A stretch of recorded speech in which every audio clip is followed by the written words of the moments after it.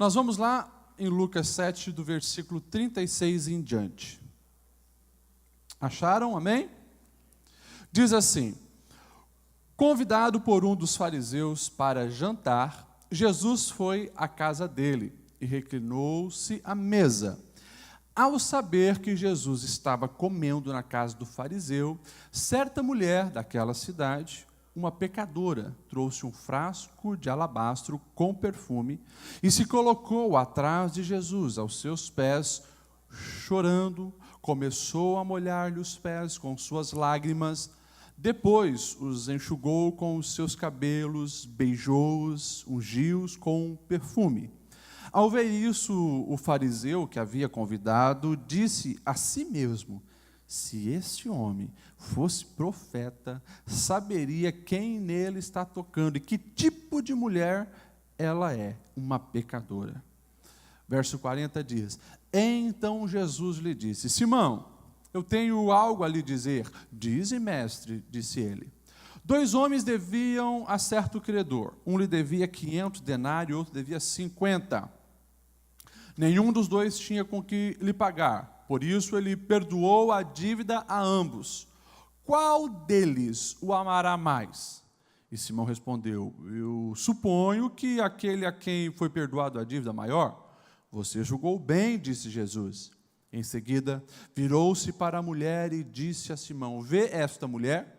Eu entrei em sua casa, mas você não me deu água para lavar os pés. Ela, porém, molhou os meus pés com as suas lágrimas e os enxugou com os seus cabelos. Você não me saudou com um beijo, mas esta mulher, desde que entrei aqui, não parou de beijar os meus pés. Você não ungiu a minha cabeça com óleo, mas ela derramou o perfume nos meus pés. Portanto, eu lhe digo: os muitos pecados dela lhe foram perdoados, pois ela amou muito. Mas aquele a quem pouco foi perdoado, pouco ama. Então Jesus disse a ela: seus pecados estão perdoados. Os outros convidados começaram a perguntar: quem é este que até perdoa os pecados? E Jesus disse à mulher: a sua fé a salvou. Vá em paz. Amém? Você pode se assentar.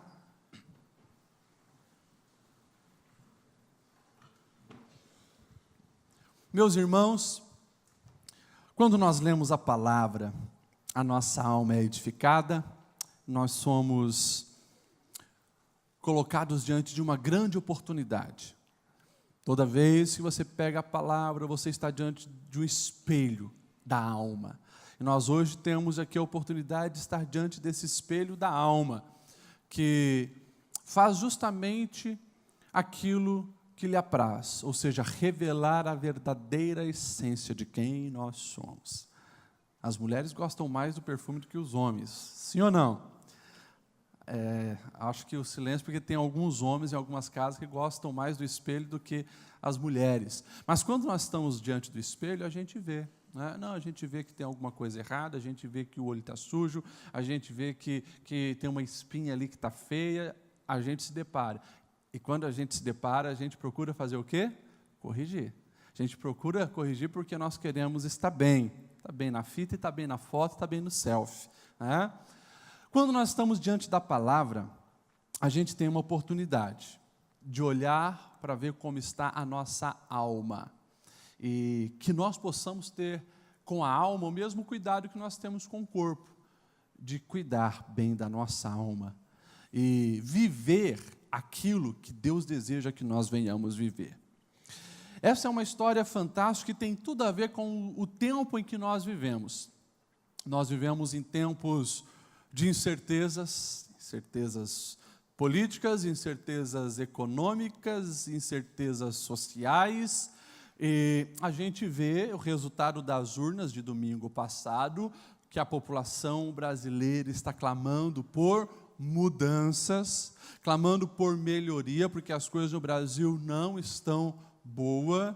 Eu fiquei feliz já com os resultados que nós vimos aí no primeiro turno, nos políticos, né, pelo menos que a gente olha assim, que foram eleitos na grande maioria, políticos bons, gente séria, quem sabe não é a transformação, e nós temos aí para frente um segundo turno muito importante, onde vocês sabem o posicionamento, não da igreja, mas o posicionamento da palavra de Deus. Já falei de púlpito e falo, que nós não podemos colocar para nos governar pessoas que apoiam chacina de criança ainda no útero, nós não podemos apoiar partidos que defendem ideologia de gênero e tantas outras besteiras que nós estamos vendo aí.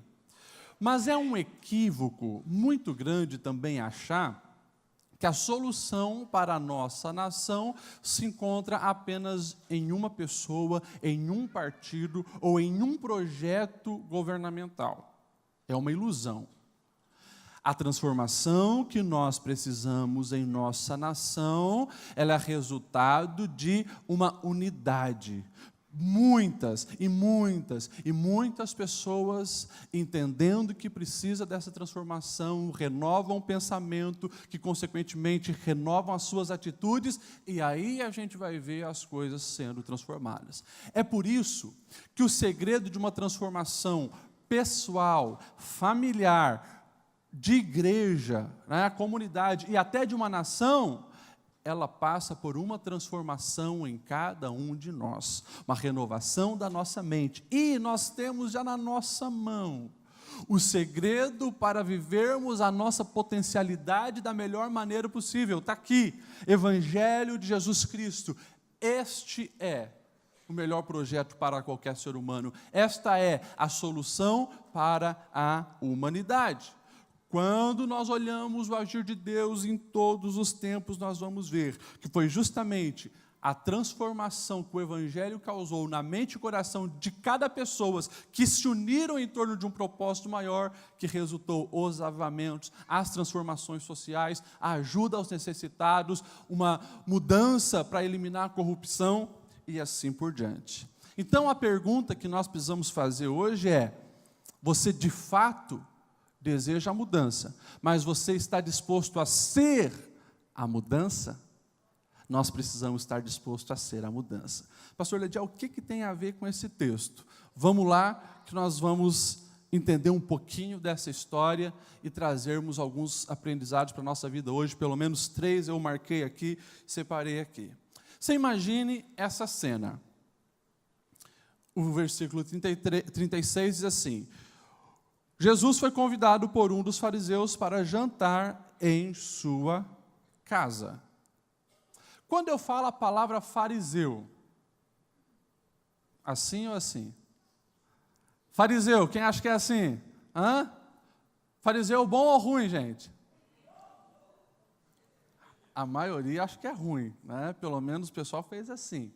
Quando nós falamos em fariseu, é claro, nós já temos o Novo Testamento, né, chegou até nós, e nós sabemos que foi o grupo que mais se levantou contra Jesus. Mas, quando nós paramos para estudar um pouquinho da história dos fariseus, nós vamos ver que esse movimento, que se levantou principalmente no período do cativeiro babilônico, eles eram como um movimento de avivamento, movimento de restauração da fé. Porque eles viam tudo o que aconteceu com o povo, você sabe, o cerco de Jerusalém, destruição de Jerusalém pelos babilônios, o templo ruiu, e eles sabiam que eles estavam colhendo o fruto das suas próprias escolhas, porque se casaram com quem não podia se casar, adoraram imagens que não era para adorar, sacrificaram os seus filhos para os outros deuses, os outros povos, fizeram um monte de coisa errada. Consequentemente, eles estavam colhendo as consequências das escolhas deles. Então, os fariseus, no período do cativeiro, que não tinham mais agora o templo para adorar e se reunir, eles começaram então a se reunir para aprender a palavra, e aí foi surgindo todas as seitas que nós vamos ver, ou grupos que nós vamos ver no Novo Testamento, fariseus, saduceus, lá na frente vem herodianos, depois vem essênios, e assim por diante, zelotes, né? Um monte desses grupos, cada um com as suas características. Os fariseus, inicialmente, eles eram aqueles que levantavam a bandeira e diziam: nós precisamos obedecer os ensinos de Deus, porque olha o que aconteceu pela nossa desobediência, vamos voltar para a palavra, vamos obedecer. E inicialmente foi assim, só que eles foram colocando regras em cima de regras, regras e mais regras, a ponto de que se tornou algo muito engessado, e se tornaram religiosos. E aquela vida religiosa, quando Jesus vem, é um confronto só, e é o que nós vemos aqui. Mas esse fariseu decide convidar Jesus para ir na casa dele. Pastor Lediel, por que esse cara convidou Jesus para ir na casa dele, sendo que os fariseus não concordavam com o ensino de Jesus? Eu também não sei te dizer. Não sei dizer se ele queria impactar a sociedade, quem sabe chamando a atenção, olha quem está na minha casa, já que todos estavam admirando os ensinos de Jesus. Eu não sei se ele queria meio que atrair Jesus, para quem sabe encontrasse uma brecha para Jesus também se tornar um fariseu, já que os ensinos dele eram tão chamativos, não sei. Mas eu sei que ele decide fazer um jantar na sua casa. E você imagine um jantar há 2000 anos atrás, Mandou preparar aquela comida maravilhosa. Acredito que aquele bezerro que estava na engorda para uma grande festa foi sacrificado, foi limpo, foi assado e fizeram ali um grande banquete. O jantar, alguns historiadores dizem que era por volta ali do final da tarde, 5, 6 horas. Também não sabemos o horário, porque essa expressão também é usada muitas vezes para o desjejum perto do meio-dia. Então, a gente não sabe o horário. Sabemos que teve aquela festa na casa do fariseu e Jesus vai lá. E quando nós paramos para observar, a tradição era muito clara. A tradição de um anfitrião, quando recebesse alguém, ainda mais no nível de Jesus, que era já chamado de rabi, um mestre que tinha os seus seguidores, era muito simples.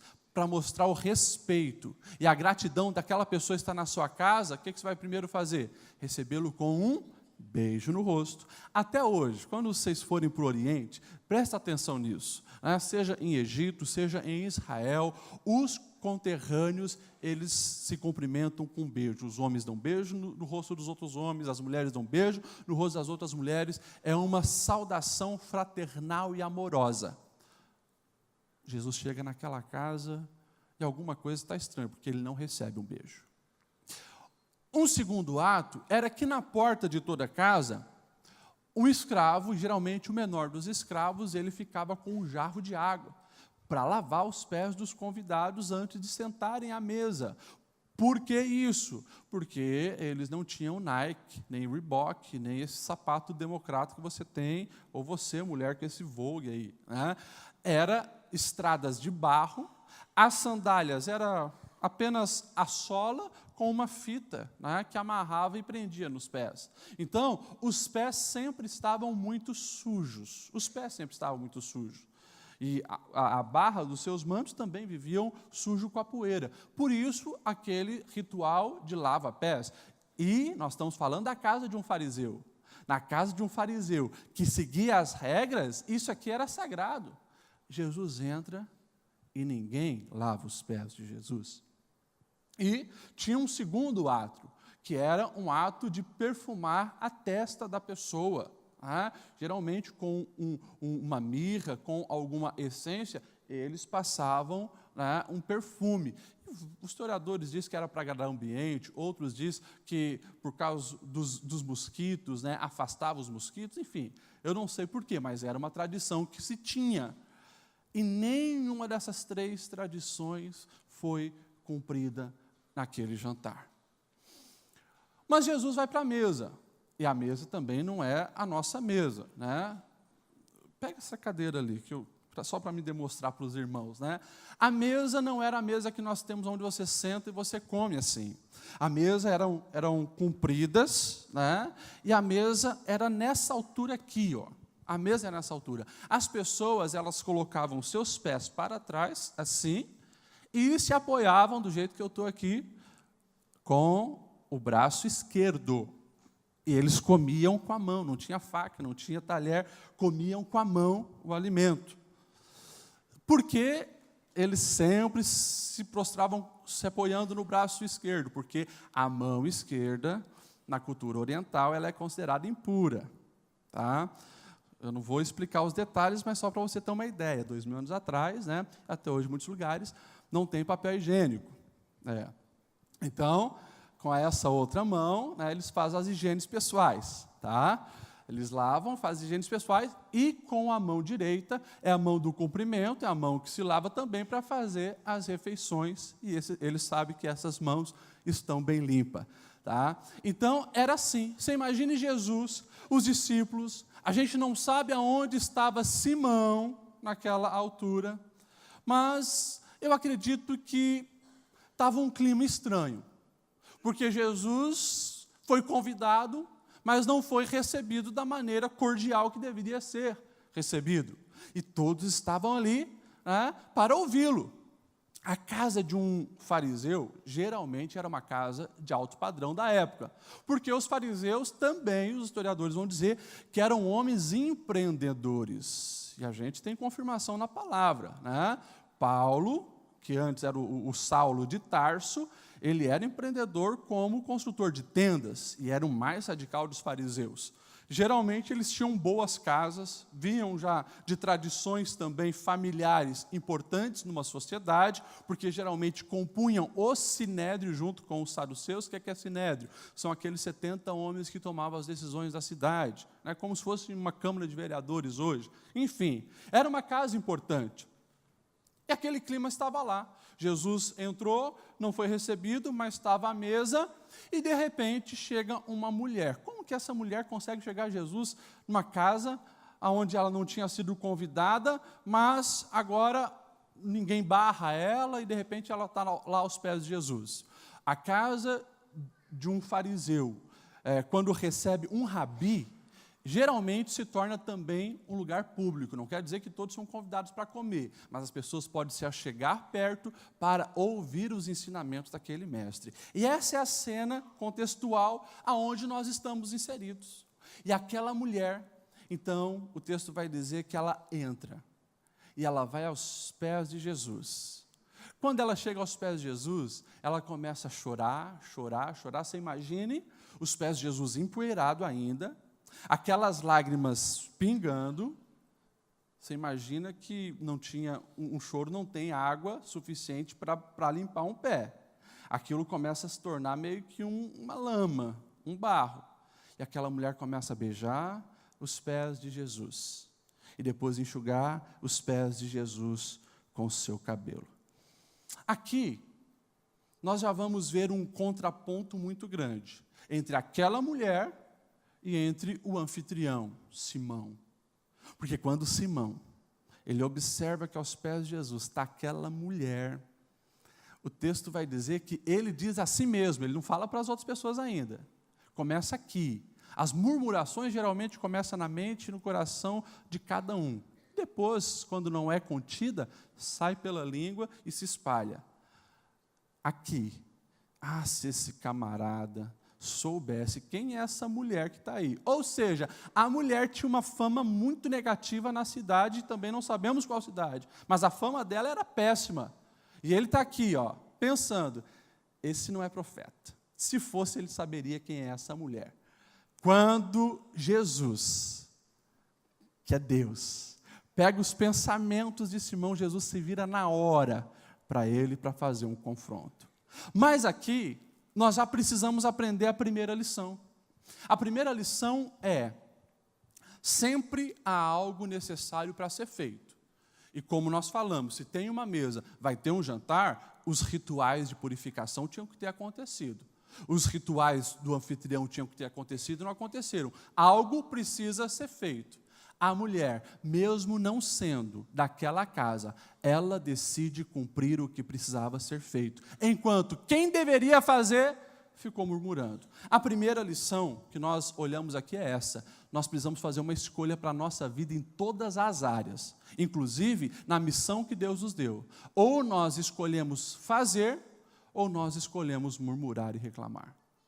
E geralmente esses são os papéis que sempre vão aparecer, seja numa comunidade eclesiástica, seja no trabalho, seja muitas vezes até em família. Enquanto uns fazem, os outros murmuram e criticam.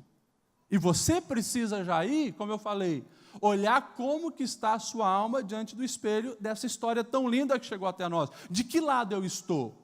Eu estou do lado daqueles que fazem ou estou do lado daqueles que murmuram? Se a gente olha a Bíblia de capa a capa, a gente vai ver que sempre foi assim. Você lembra da história mais clássica da Bíblia, Davi e Golias? Davi decide então obedecer o seu pai e levar mantimento para os seus irmãos que estão na batalha. Chegando lá, houve um gigante que está desafiando, já faz 40 dias o povo de Israel dizendo para escolher um homem para lutar com ele. Todos ficaram com medo. Daí, Davi se enche de coragem. Sério? Faz tanto tempo que ele está desafiando? Me diga uma coisa, o que o rei falou? O rei disse que vai dar a filha dele, o rei disse que vai isentar a família de imposto, o rei disse isso, então eu vou. Quando Davi toma a decisão de ir, começam as críticas. E se você ver lá em 1 Samuel 17, 28, o próprio irmão de Davi chega para ele e diz assim, né? Olha o verso 28, diz: quando Eliabe, o irmão mais velho, ouviu Davi falando com os soldados, ficou irritado e perguntou para ele: por que você veio aqui? Com quem deixou aquelas poucas ovelhas no deserto? Eu sei que você, Davi, é presunçoso, você tem o coração mau, você veio só para a batalha, para espionar. Olha só, Davi decide fazer o que precisava ser feito, na verdade era o papel do rei, do general de guerra e dos outros soldados, não fizeram. Ele, um menino simples, 17 anos talvez na época, pastorzinho de ovelha, ele decide, eu vou fazer, e daí começa a murmuração. Quando a gente vê lá no Novo Testamento, por exemplo, uma moça chamada Dorcas, está lá em Atos 9, quando ela percebe a necessidade que tem ao seu redor, dos pobres, necessitados, viúvas, precisando de roupa e não tem para comprar, não tem o dinheiro para comprar, ela, como costureira, decide fazer e costurar roupa para aquelas mulheres. Viu a necessidade? Resolveu fazer. Nós precisamos entender que todos os dias da nossa vida teremos essa oportunidade. Ou você faz ou você murmura. Eu aprendi isso muito cedo. Filho de pastor, lembro que foi na minha adolescência, né? Eu entrava meio que em parafuso. Porque se o filho do pastor faz, é porque é metido e quer se aparecer, né? Se o filho do pastor não faz, os outros vão dizer, nem o filho do pastor está fazendo, porque eu vou fazer. E era assim, eu vivia nesse dualismo, né? Até que eu comecei a entender que tem que se importar primeiro com o que Deus está pensando, né? E aquilo que Ele colocou no nosso coração, a gente tem que arregaçar a manga e fazer. Por quê? A obra do Senhor, ela continua, né, precisando de pessoas. A seara é grande e poucos são ceifeiros. Nós ouvimos aí no relato missionário, quantas cidades, quantas escolas vão falar da nossa região de Blumenau, precisando de gente, precisando de uma palestra, precisando de um trabalho social. Quantas pessoas na nossa cidade precisando ouvir falar de Jesus. Quantas pessoas no seu trabalho precisando de um abraço, de um sorriso, de um aperto de mão, de um toque de carinho, de um gesto simples como um bombom. Sonho de valsa é o quê? 1,50. Um sonho de valsa, com um cartãozinho de 20 centavos dessa livraria, você pode mudar uma história. Já parou para pensar nisso? Você pode mudar a semana de uma pessoa com um gesto simples de carinho. Ou, quem sabe, uma simples palavra que você manda no WhatsApp. No WhatsApp eu tenho ali as minhas listas, né? E eu sempre mando WhatsApp. Toda semana eu estou mandando para um monte de gente. E eu sei que alguns aqui recebem. É difícil, uma vez que eu mande e não tenha alguma resposta dizendo, pastor, eu estava aqui clamando a Deus por uma palavra. E essa palavra veio como uma luva para a minha necessidade. Ora por mim, me ajuda, me socorra. O que me custou? Me custou alguns minutos para pegar um versículo, elaborar um texto e mandar. E pronto, está feito. Nós precisamos entender que na nossa sociedade, no nosso país, no Brasil, nós estamos carentes de pessoas dispostas a arregaçar a manga e fazer.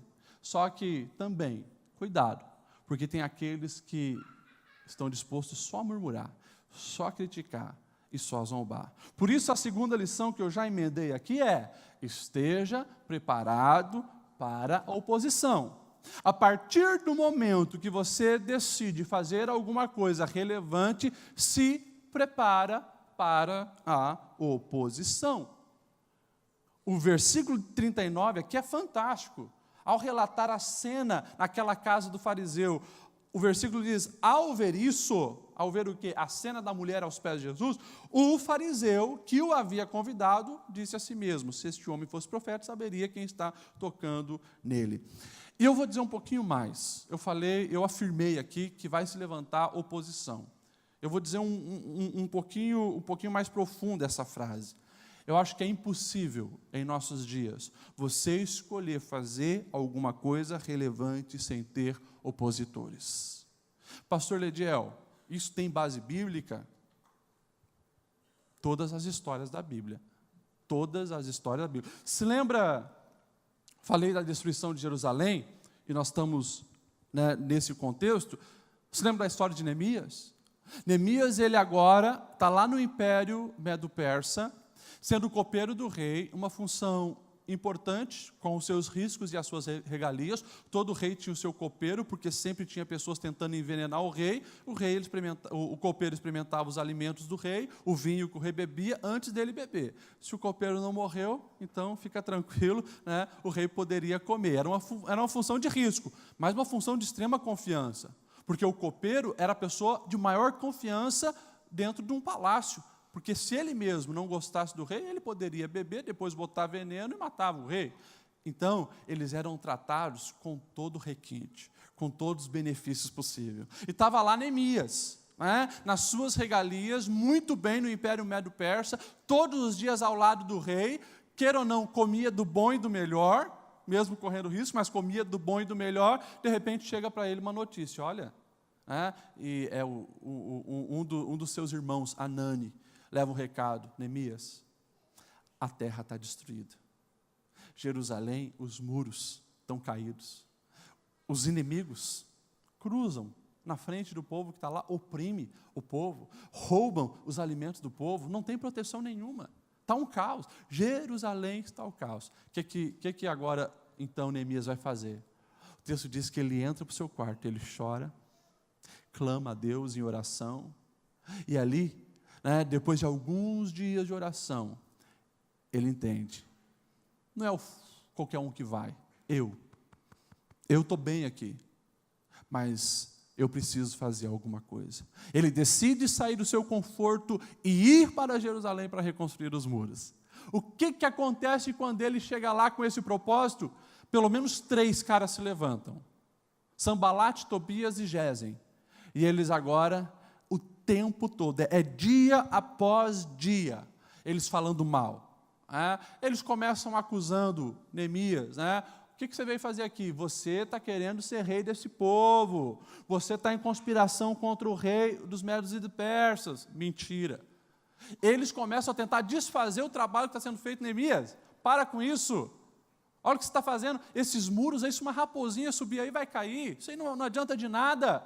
Desfazendo o trabalho deles. O que eles fazem? Eles também querem distrair Neemias. Neemias, vem aqui, nós precisamos conversar contigo. Eles queriam matar, assassinar Neemias. Só que Neemias, ele manda uma resposta: eu estou numa grande obra e não vou parar. Meus irmãos, sempre vão se levantar opositores. Dá uma olhadinha na história de Paulo. Paulo, quando ele chega em Éfeso, os adoradores de Diana se reúnem para querer matá-lo. Paulo, quando ele chega em Filipos, nós sabemos que ele repreende o espírito de adivinhação na moça, e os donos dela agora fazem um alvoroço, eles são presos, chicoteados. Nós vamos ver eles em Listra, quando o povo queria adorá-lo porque eles fizeram um paralítico andar pelo poder de Deus, eles são apedrejados, e eu acredito que Paulo foi até a morte, e foi depois ressurreto. Quando eles estão em Jerusalém, Paulo é preso em Jerusalém, levado para Cesareia, fica preso em Cesareia, depois é preso em Roma. Sempre teve oposição. E quando nós olhamos a história do nosso mestre, Jesus, o tempo todo sendo perseguido até que conseguiram matar ele numa cruz.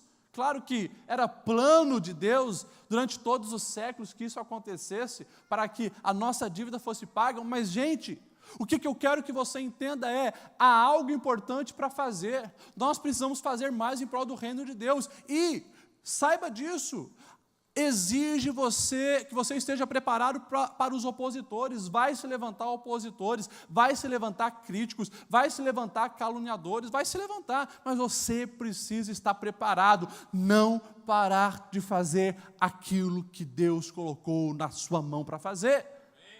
E é preciso você hoje sondar as necessidades ao seu redor e dizer: Senhor, conta comigo. Senhor, eu vou fazer o que precisa ser feito. Eu quero não ser o fariseu, ficar olhando e murmurando. Eu quero ser essa mulher que em adoração, em reverência, em gratidão, vai para os teus pés e faz alguma coisa. Essa é a posição que nós precisamos ter, meus irmãos. Senão, a gente se torna espectador. E o próximo passo para o espectador é se tornar um fiscal e crítico e murmurador. E aí, a gente fica muito longe de viver o que Deus tem reservado para cada um de nós. E eu coloquei aqui a terceira verdade que se aprende com esse texto, para que nós venhamos realmente cumprir o que Deus tem para as nossas vidas, é superar os obstáculos que forem surgindo. Para aquela mulher, ir na casa de um fariseu, sendo ela pecadora, era um grande obstáculo.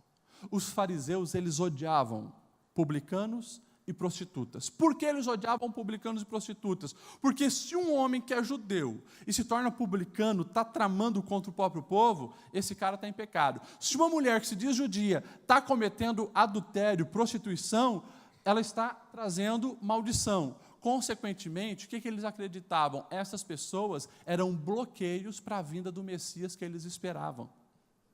Era assim que eles entendiam. Então, ir na casa de um fariseu para uma mulher que era conhecida como pecadora era um grande risco, mas ela rompe o medo e vai. No momento que está aos pés de Jesus, essa mulher também tem um ato de extrema coragem, em soltar os seus cabelos e começar a secar os pés de Jesus com o seu cabelo. Isso aqui, para uma mulher judia, é uma exposição pública absurda. Você só mostra os seus cabelos soltos diante do seu marido. Ou você usa ele amarrado, ou você usa um véu. E essa mulher, ela não tem vergonha para honrar ao Senhor. Ela supera os obstáculos. E daí a gente precisa tentar entender o coração dessa mulher, para trazer para a nossa realidade de hoje e se perguntar: pastor, como que ela conseguiu fazer isso? Por que ela estava tão determinada a fazer aquela honra ao Senhor e agradar o coração dele? É muito simples. O texto diz que ela entrou naquela casa já com um alvo muito certo no seu coração. O foco é Jesus. Ela não entra ali com foco no fariseu, nos discípulos, ou quem sabe para ver qual o tipo de comida que eles estão comendo. O foco dela é Jesus, Jesus, Jesus. Isso faz toda a diferença, porque Simão, ele não está focado em Jesus. O fariseu, ele está observando tudo que acontece ao seu redor. E daí, quando ele vê as atitudes da mulher, ele enche ela de rótulo. A sua imaginação fértil enche ela de rótulo, e ali ele começa, então, a murmurar. Nós precisamos aprender alguma coisa muito importante com isso aqui. Quando nós escolhemos julgar o próximo, e o nosso olhar sempre é observar o comportamento dos outros e não ter o contato com Deus, a gente acaba comprometendo a nossa própria saúde espiritual e a nossa saúde, podemos dizer, de alma. É o que está acontecendo aqui. Jesus estava naquele lugar. Simão escolheu observar as outras coisas. Aquela mulher escolheu focar em Jesus. Escute o que eu vou te dizer.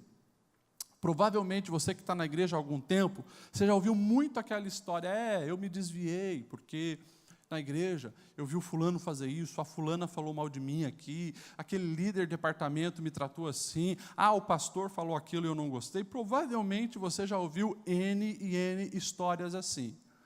E a verdade é sempre a mesma. É sempre os outros o culpado. Nunca a pessoa ela vai admitir: eu tirei os olhos de Jesus. Eu deixei de obedecer a palavra e por isso eu estou nessa situação. Quando nós tiramos o foco de Jesus, a consequência lógica é essa: nós perdermos todas as oportunidades de estar cumprindo os planos dele na nossa vida. Eu também entendo que essa mulher, ela conseguiu ir aos pés de Jesus, porque ela deixou a gratidão transbordar no seu coração. Eu acredito que essa mulher já tinha tido um encontro com Jesus. Nós não podemos afirmar. Muitos acreditam que pode ser aquela mulher que foi pega em adultério, outros acreditam que pode ser a própria Maria Madalena, que era possuída por demônios e era conhecida como uma prostituta. Não sabemos dizer e não podemos afirmar se era uma dessas mulheres, mas nós podemos dizer que essa mulher, ela já tinha tido um encontro em algum momento com a graça de Jesus, e aquilo foi tão transformador para a vida dela, porque quem sabe pela primeira vez alguém lhe olhou com um olhar de amor verdadeiro, e não uma cobiça lasciva, e ela se sentiu amada, ela encontrou a graça, e ela lhe queria agradecer, então ela vai aos pés de Jesus com uma consciência de quem ela é e de quem é Deus. Isso aqui é chave para nós entendermos a fala de Jesus. Quando Jesus percebe a murmuração de Simão, Jesus se vira para ele e diz: Simão, me diga uma coisa. 2 homens tinham uma dívida. Um devia 500 mil, outro devia 50 mil. Como nenhum podia pagar, o credor resolveu perdoar os dois. Quem vai amá-lo mais?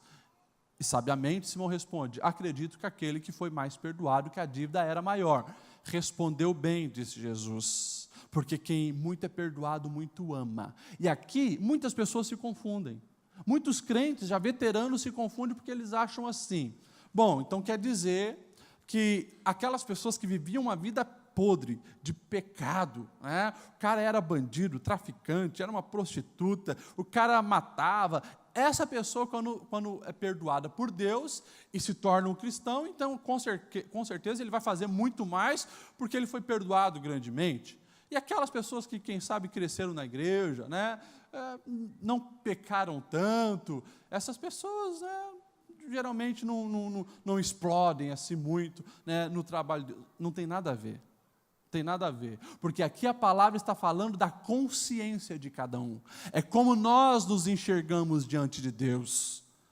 E aqui essa mulher, sim, ela reconhecia a sua miserabilidade, ela reconhecia o nível da sua podridão, da sua limitação, da sua pequenez, e consequentemente, ela sabia a grandeza de Deus. Então não é o nível que você se envolveu com o pecado, é o nível de consciência que você tem, porque todos nós pecamos e nós estávamos separados de Deus. E quando nós entendemos que nós não conseguíamos nos salvar a nós próprios, quando nós entendemos que todos nós estávamos condenados para o inferno, e quando a gente entende que a graça nos alcançou, nós fomos perdoados, e nós estamos agora caminhando para o céu, tendo a oportunidade de fazer o céu começar hoje aqui, quando nós obedecemos a palavra, e somos dirigidos pelo Espírito, não tem como você não ter um espírito de gratidão a Deus, não tem como você não se render, e você assim, está disposto a fazer qualquer coisa pelo Senhor.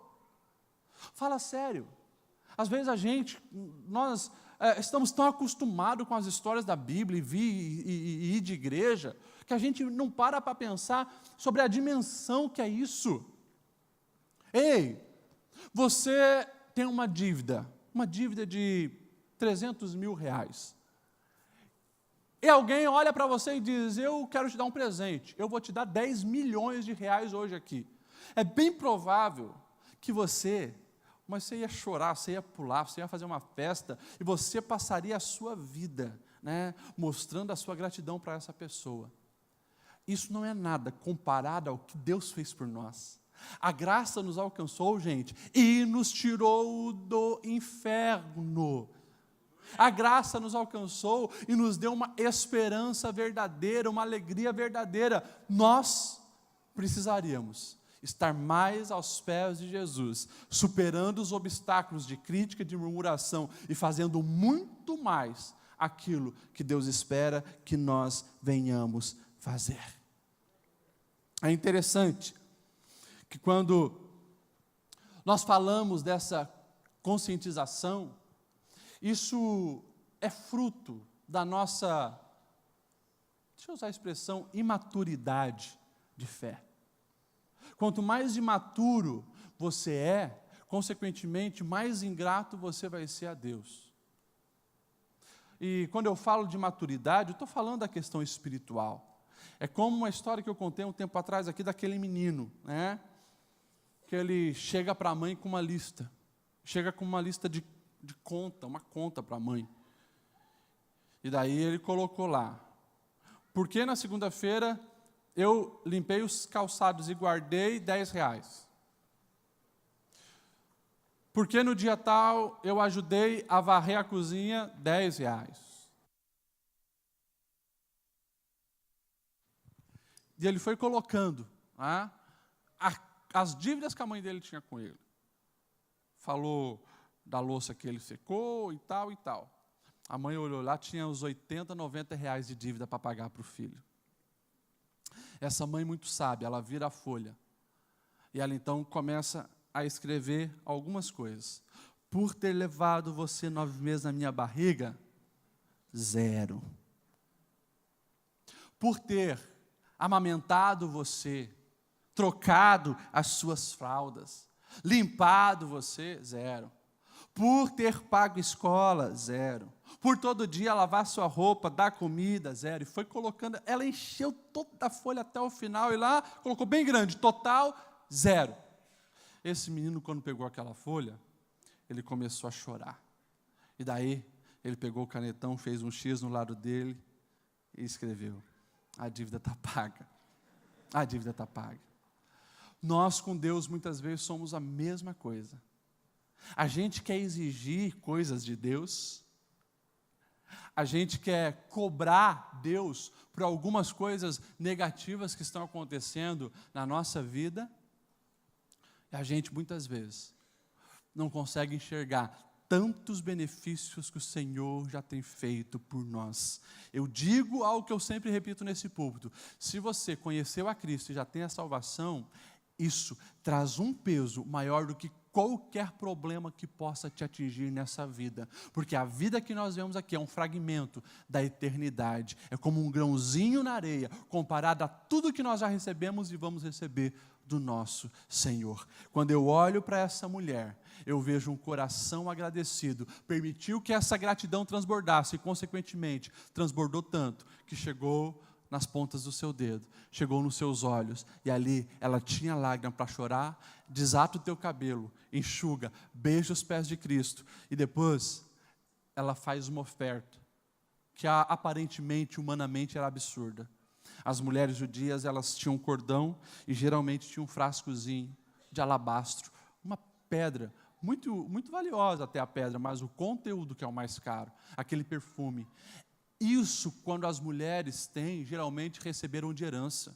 Isso ali tem um valor absurdo, um valor muito caro. Ela pega aquele perfume todo e derrama aos pés de Jesus, dizendo: o meu melhor eu te entrego, o meu melhor é para ti. Quando Jesus vê aquela cena, Jesus então olha para aquela mulher e diz: mulher, os teus pecados estão perdoados. Os outros convidados começam a questionar: quem é esse para perdoar pecados? Jesus continua falando para ela: vai, porque a tua fé te salvou. Meus irmãos, essa história, ela nos coloca diante da realidade dos nossos dias hoje. Quem é você? O espelho da palavra pergunta para mim e para você: quem sou eu? Quem é você? Você é aquele que está fazendo ou aquele que está criticando, que está murmurando? Se coloque em pé, nós já vamos orar. A minha oração é que nós sejamos como Isaías. Isaías, ele tem um encontro com o Senhor, eu falei na semana passada sobre isso. E o Senhor pergunta: a quem enviarei? Quem há de ir por nós? E depois da experiência, Isaías diz: eis-me aqui, envia-me a mim. A voz do Espírito Santo em 2018 continua perguntando: quem vai se envolver com as questões de doutrinação errada das nossas escolas? Quem vai evangelizar aqueles que precisam conhecer a Cristo? Quem vai se dispor a estar aqui atrás, num momento como esse, cuidando de crianças e ensinando as histórias de Deus?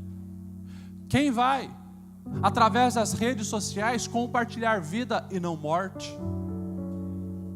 Quem vai dar um abraço naquela mulher desesperada que foi abandonada pelo marido? Quem vai conversar com aquele adolescente depressivo que não sai da frente do videogame? Quem vai acalmar o coração daquele marido violento que quer agredir a sua esposa? Quem vai levar uma palavra de amor para o casal que está desestruturado? Quem vai? Ei, se você está aqui hoje, e eu perguntei quem era cristão e quem não era cristão, teve uma pessoa só que não é cristão. Então, serve para todos nós esse chapéu. Serve para todos nós. O que nós estamos fazendo com a nossa vida? Você já parou para pensar que nós não teremos outra vida? Você nunca mais vai passar por essa idade, você nunca mais vai ter a força que você tem hoje. Salomão lá atrás, ele já lembrou em Eclesiastes, né?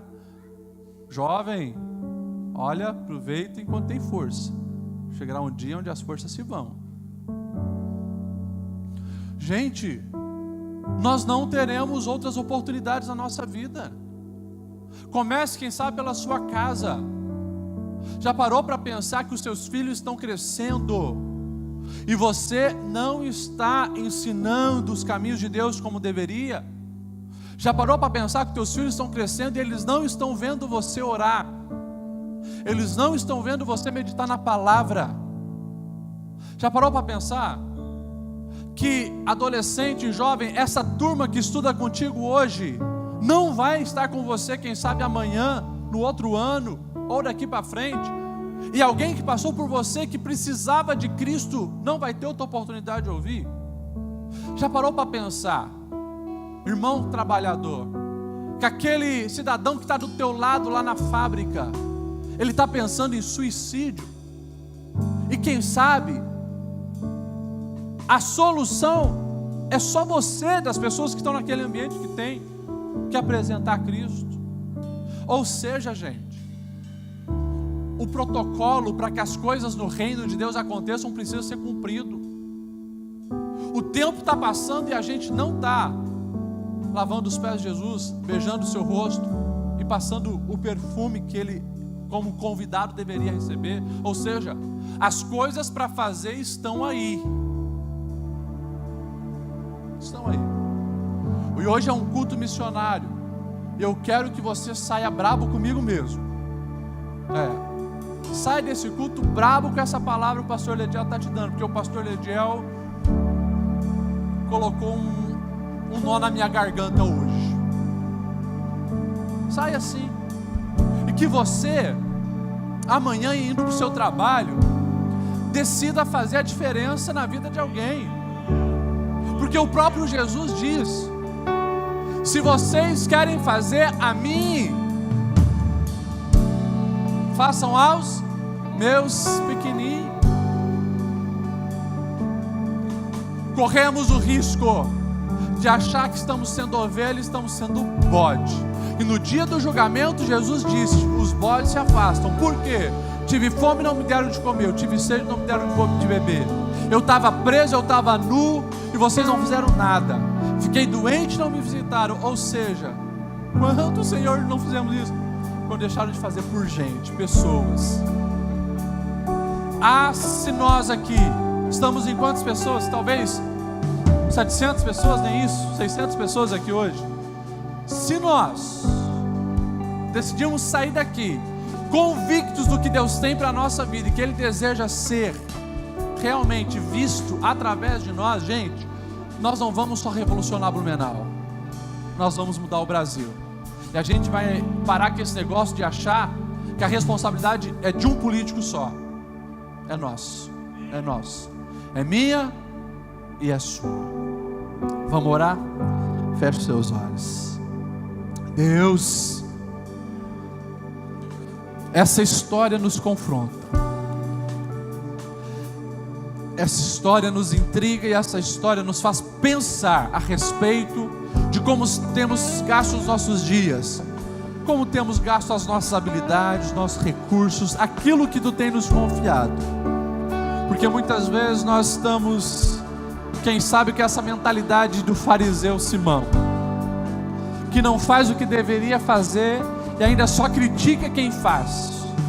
E nós queremos pedir perdão, e nós queremos ser melhor. Que nós venhamos entender que isso tem limitado o nosso conhecer a Ti, tem limitado a nossa satisfação na vida, tem limitado os nossos alvos, propósitos, objetivos. Isso tem limitado tudo e comprometido, Senhor, os propósitos que Tu tem para nós. Perdoa-nos, queremos ser melhor.